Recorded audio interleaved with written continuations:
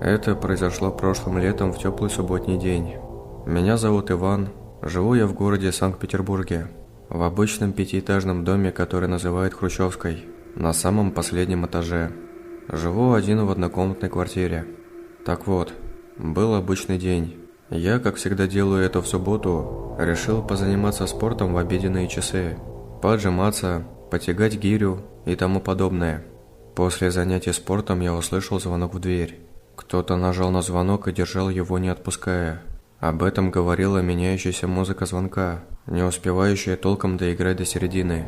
Первая мысль, которая пришла мне в голову, что это, возможно, соседи снизу, пришли наезжать на меня за то, что я шумел, когда занимался спортом. Я подошел к двери квартиры, тихонечко открыл ее, подошел к входной двери и посмотрел в глазок.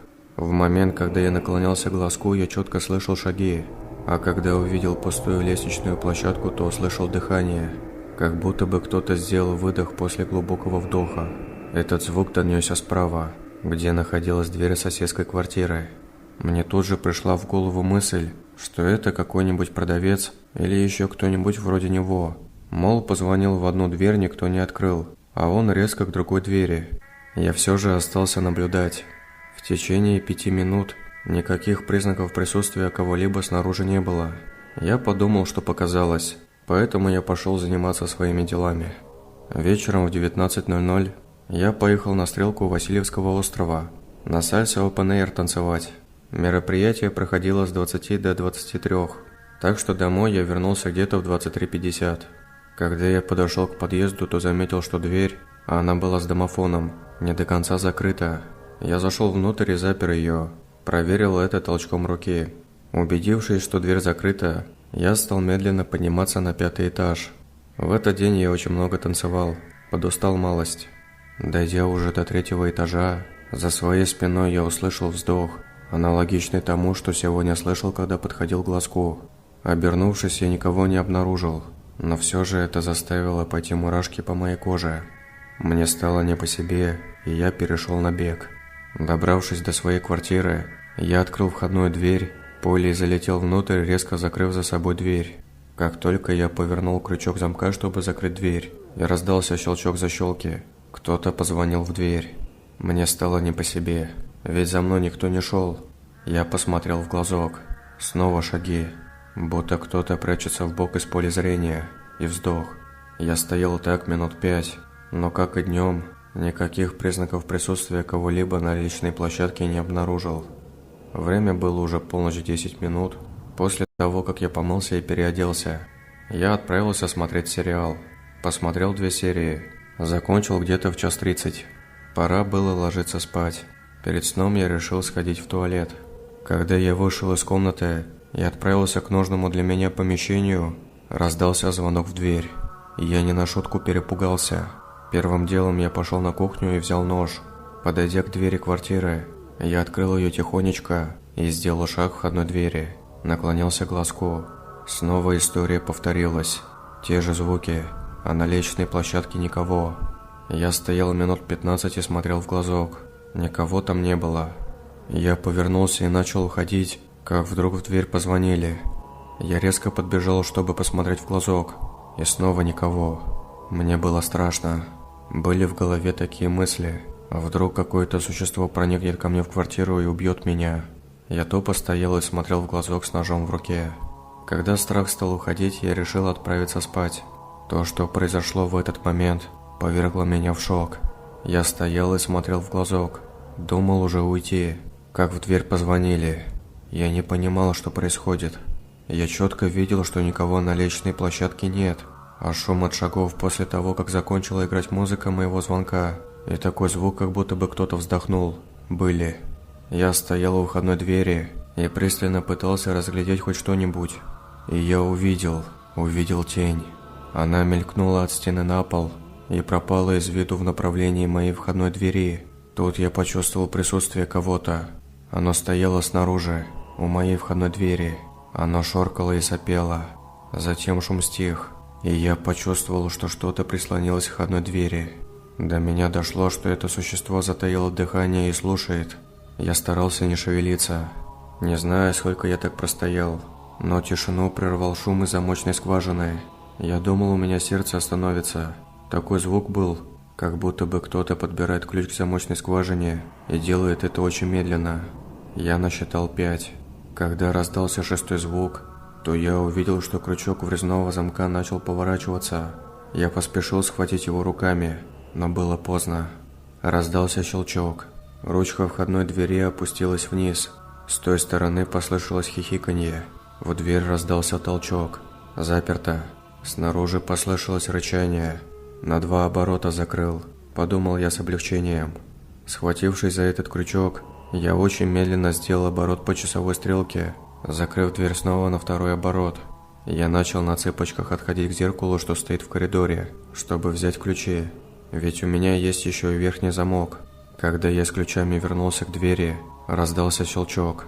Я вставил ключ в верхний замок. В этот момент раздался 2-й щелчок, затем 3-й, который давал понять, что ключ дальше не провернется. Послышалось снова хихиканье. Ручка начала опускаться вниз, и как только в дверь начали толкать, я сделал поворот ключом по часовой стрелке, закрыв дверь. После этого я сделал поворот ключа на четверть, чтобы он замочной скважиной был крест-накрест. «Ну а теперь попробуй открыть дверь», – подумал я. После неудачной попытки проникнуть в квартиру снова раздалось рычание. Затем начали раздаваться звуки, как будто бы кто-то пытается вставить ключ в замочную скважину и не может попасть. Существо пыталось открыть верхний замок. Но, конечно, мой ключ внутри, так его еще не вытолкнуть. Я думал, что победа за мной. За дверью шуршание и сопение усиливались. Я услышал скрежет. Это существо начало царапать и толкать в мою дверь, дергая ручку. На лестничной площадке нечто издавало звуки досады. Оно так вздыхало и скулило, будто бы маленький ребенок, у которого мама забрала игрушку. Я по-прежнему смотрел в глазок, и на душе у меня было спокойствие, что я смог оградить себя от этой твари. После недолгой суеты существо успокоилось. На лестничной площадке стало тихо. Потом, где-то примерно через 5 минут, я услышал щелчок от замка входной двери. Сосед по лестничной площадке решил выйти покурить. Снаружи раздались хихиканье и хлопанье в ладоши. Существо радовалось. Как только сосед вышел на лестничную площадку, тень мелькнула по полу в его сторону. Раздался крик. Сосед попятился вбок, как будто бы его ударили в голову. Затем он поднялся в воздух и начал держать себя руками у горла, будто бы его кто-то душит, а он пытается вырваться, кряхтя от нехватки воздуха. Затем он рухнул на пол. Начал дергаться, как будто бы его кто-то силой прижал. Дверь его квартиры распахнулась, и раздался женский крик. Его жена стояла в дверном проеме. Дальше вообще трудно описать. Все произошло очень быстро. Жена сложилась пополам, будто бы ее ударили в живот. Одновременно с этим она буквально влетела в квартиру, потерявшись из виду, как будто в нее попало летящее ядро, неся ее собой. Затем раздался сильный грохот об мою дверь. И тут же безжизненное тело моего соседа буквально пулей проскользнуло, как будто бы его веревкой привязали к машине и резко нажали по газам. В дверной проем захлопывающейся входной двери его квартиры, которая издала сильный грохот, и на лестничной площадке настала тишина. Я проснулся, сидя спиной к входной двери на коврике. Я резко вскочил, посмотрел в глазок. Ничего. Я посмотрел на часы, что висят в коридоре. Было 10 часов утра. Мне надо было уходить по делам. Выходить на лестничную площадку было страшно.